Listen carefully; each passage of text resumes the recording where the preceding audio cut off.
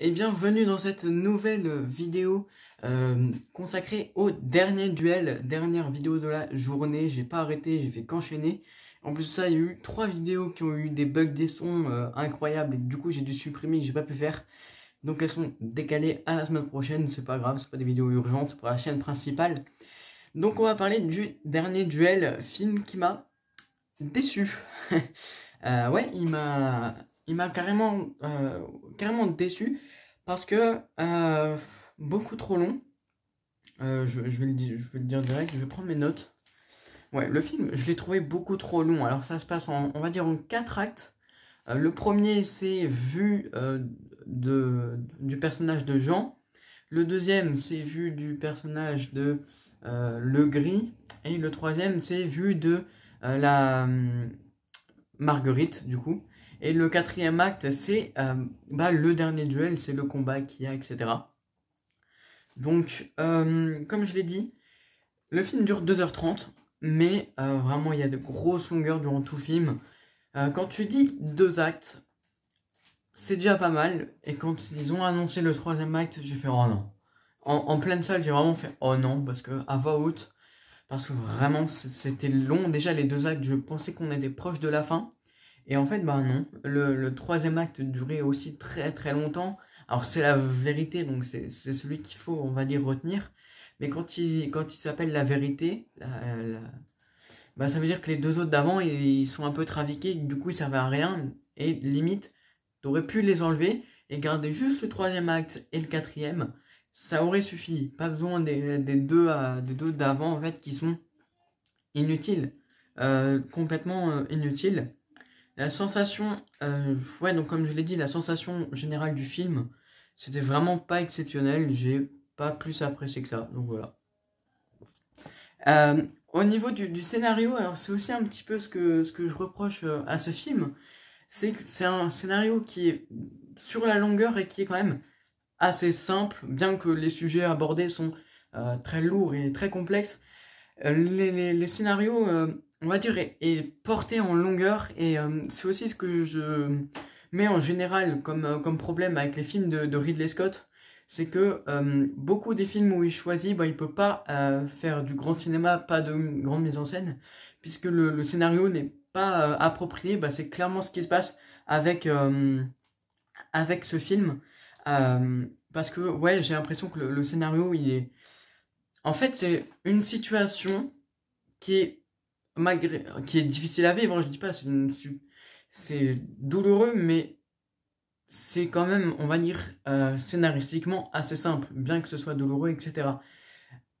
Mais c'est assez simple, du coup, faire 3 fois la même situation, euh, de base, c'était une bonne idée de faire en fait 3 points de vue différents, mais pas sur 2h30. À la rigueur, tu mets peut-être, je sais pas, j'abuse peut-être, mais 20 minutes, un passage, 20 minutes, 20 minutes, et ça suffit amplement parce que porter 3 fois la même situation avec quelques nuances, parce que là encore les nuances sont pas extrêmement nombreuses, porter la situation avec quelques nuances, c'est pas, on va dire, exceptionnel, c'est pas ce qu'il y a de plus sympa dans le film en fait.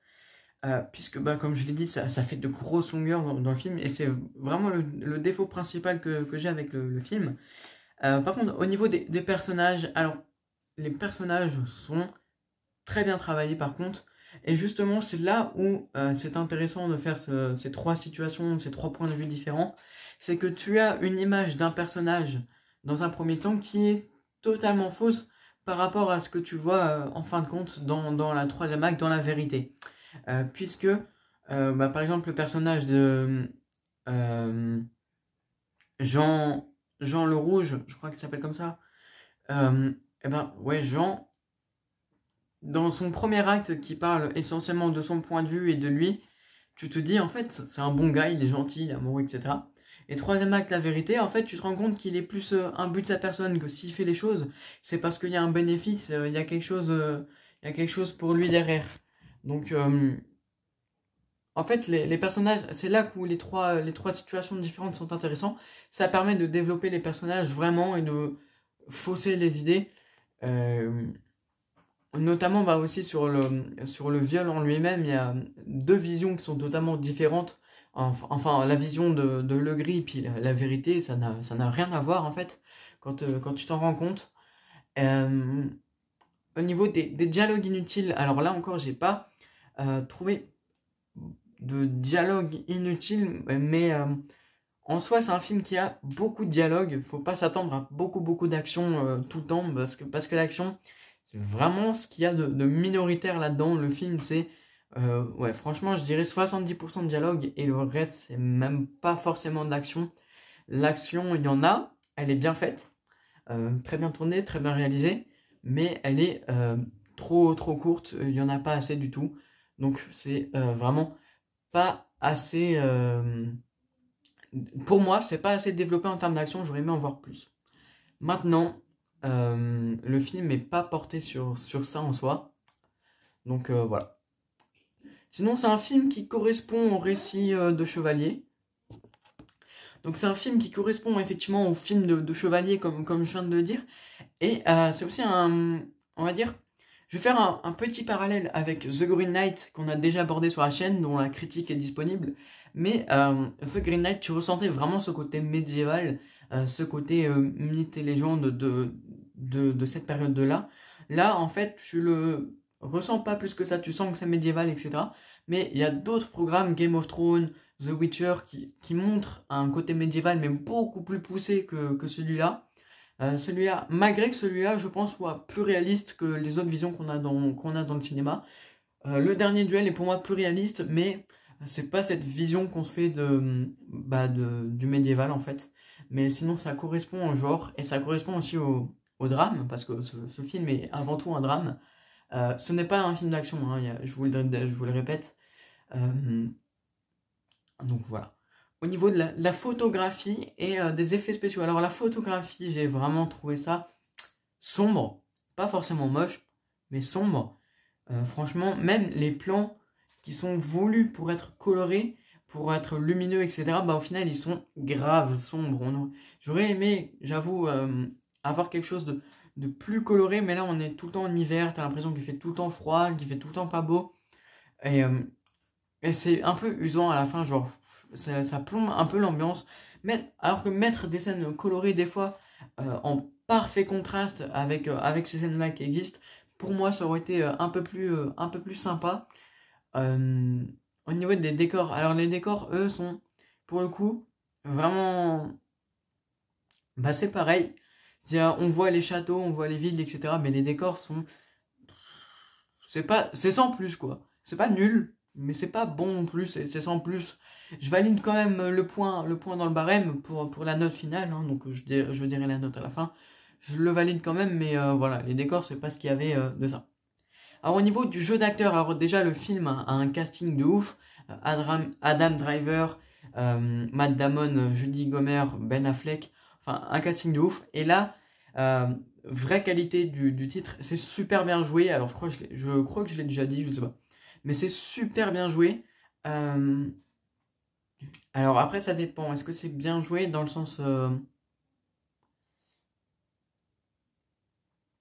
Ouais, c'est bien joué, mais en fait les personnages sont pas assez...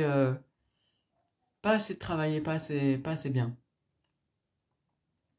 En fait, ils auraient dû plus travailler les personnages pour que les acteurs ont vraiment un jeu d'acteur qui soit beaucoup mieux, parce que bah, tu peux avoir un très bon acteur mais avoir un personnage de merde, et c'est un peu ce qui s'est fait ressentir là. Au niveau des scènes mémorables, alors là par contre, il n'y en a pas vraiment. En fait, je retiens, en scène mémorable, je retiens que le dernier duel, que le dernier acte du film. Tout le reste, c'est essentiellement du dialogue, et ça fait que je l'ai oublié. Même à la rigueur, il y a une scène d'action, c'est celle en Écosse, où il y a les espèces de flèches de feu qui leur tombent dessus. À la rigueur, celle-là, je la retiens. Mais elles sont pas nombreuses, les scènes mémorables par rapport à d'autres films. Donc, ouais. Au niveau des plans variés. Alors, pas ou très peu de plans larges, mais comme je le répète, c'est pas les plans larges qui font qu'il y ait des plans variés. Là, c'est plutôt respecté, il y a plein de plans. J'ai vu des plans gris, les scènes d'action ne sont pas surcutées d'habitude. Il y a voilà, enfin ça s'enchaîne dans certains films. Casa de Papel, c'est surcoté, pas surcoté, hein, surcoté. c'est-à-dire bah, il y a trop de coupures et ça s'enchaîne, etc. Là, c'est pas le cas, les scènes d'action sont, pour le peu qu'il y en a, très bien tournées, très bien faites. Donc voilà. Maintenant, est-ce que je vous recommande d'aller voir au cinéma? Disons que vous allez vous faire chier, mais je recommande quand même parce que vous vous ferez encore plus chier si vous le regardez sur une télé ou sur une plateforme de streaming. Donc, enfin, c'est mon avis, hein. Il y en a qui sont pas fait chier devant ce film, hein, qu'on soit clair. Moi, ça m'a un petit peu ennuyé. Donc, je vous recommande quand même d'aller voir au cinéma plutôt que bah, d'attendre qu'il sorte sur les plateformes parce que je pense que si, comment vous ennuierez, bah, vous vous ennuierez 10 fois plus sur les plateformes. Donc, autant le voir maintenant et puis si ça vous a déplu, j'ai envie de dire tant pis. Mais au moins, vous l'aurez vu que d'aller sur les plateformes et de pas le finir parce qu'il vous ennuie. Il y a un film que je regarde en ce moment que j'ai pas fini, que j'ai arrêté de regarder parce que je me faisais chier. Mais on en parlera très certainement la semaine prochaine. Du coup, c'est pour ça que j'en parle pas. Donc, concernant la note, c'est la moyenne 7,5 sur 10. Donc, c'est pas ouf, mais c'est pas nul non plus. On va dire, sur cette chaîne, je crois que c'est la moyenne, 7,5. J'ai fait le calcul récemment. Donc voilà, je pense que le film ne vaut pas plus que ça pour moi. Pour ma part, j'ai regardé d'autres notes de critiques, etc. Ils étaient à peu près dans les mêmes clous que moi, donc voilà, ça correspond. C'était Hugo, j'espère que cette vidéo vous aura plu. N'hésitez pas à aller voir les autres critiques sur la chaîne. On parle récemment de Eiffel et de Mon Légionnaire. Et on parlera la semaine prochaine très probablement de Venom sur la chaîne principale. Donc si jamais on ne se revoit pas sur cette chaîne, parce que je ne fais pas de vidéos pendant les vacances, donc si jamais on se voit à la rentrée, puis sinon je vous dis à la prochaine. Ciao.